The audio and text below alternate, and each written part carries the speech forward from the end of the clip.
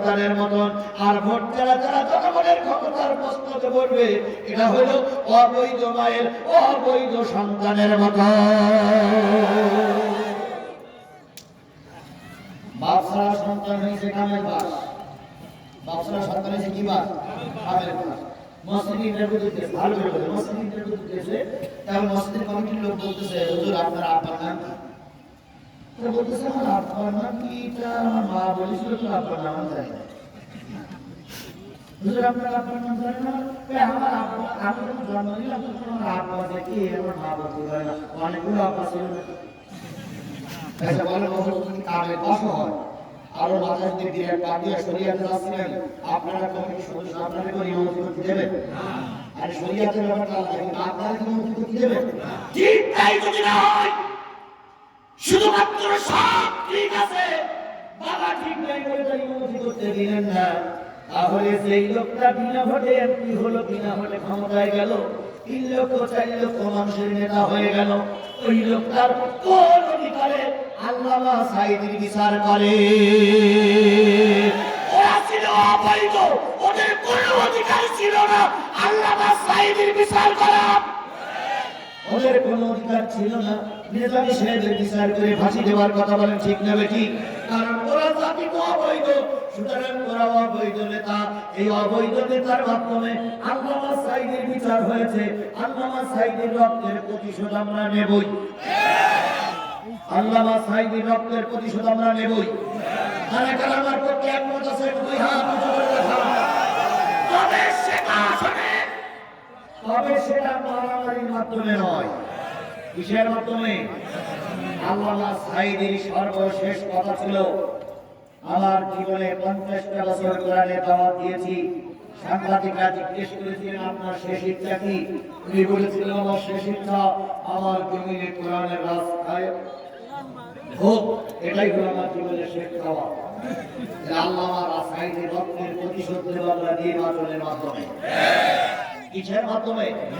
সাঈদীর অনুসারী, সাঈদীর পক্ষে যারা কাজ করবে, আমরা তাদেরকে ভোটের আগে থেকে চেষ্টা করে ফুলের মালা পরিয়ে এদেরকে জাতীয় সংসদে পাঠিয়ে জাতীয় সংসদে ভোটারের মাধ্যমে, আইনের মাধ্যমে ওই সাঈদের রক্তের প্রতিশোধ দেবই দেবই দেব।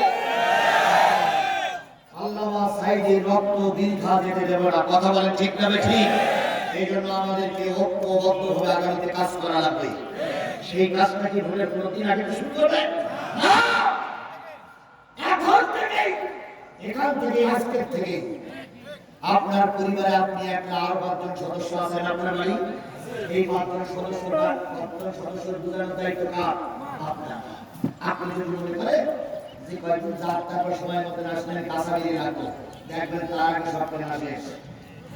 এবার কি বলবে, ভাই আপনারা আগে আসেননি, আমি যে একজনের অর্ডার করেছি। আমাদের দেশের লোক কিছু কিছু লোক কিন্তু অর্ডার করার অবস্থা, আবার কিছু কিছু লোক এই বলে, কিছু কিছু লোক এটা সারা বাংলা বই নিয়ে যায়, বাংলা বই নিয়ে দিয়ে ওই প্যাকেটের ভিতরে করে রাখে। এখন বলে যে আপনার মেয়েটা তো অসুস্থ শুনে আসলাম, তা আপনারা আমি 1000 টাকা দিচ্ছি, 1000 টাকা নেন, তা দয়া করে আপনার আমার পক্ষে একটু কাজ করেন। হ্যাঁ কাজ করবো, সমস্যা নেই, টাকাটা এখানে দিলাম, লেখা করে টাকাটা নেওয়ার পরে বলতেছে আপনি বলে কোরআন শরীফ পড়তে টাকা দিচ্ছেন, আমার পক্ষে কাজ পাবেন বলে দয়া করে আমার পক্ষে কাজ করেন। ওই মহিলাটা চিন্তা করলো কোরআন শরীফের মধ্যে টাকা দিচ্ছি, এই টাকা নিয়ে যদি কাজ না করতে আল্লাহর কাছে নিতে হবে, অথচ চেক করে দেখেন ওটা কোরআন শরীফ না, ওটা বাংলা বই। এরকম ধোঁকাবাজি আমাদের সমাজেই আছে, কথা বলে ঠিক না নাকি?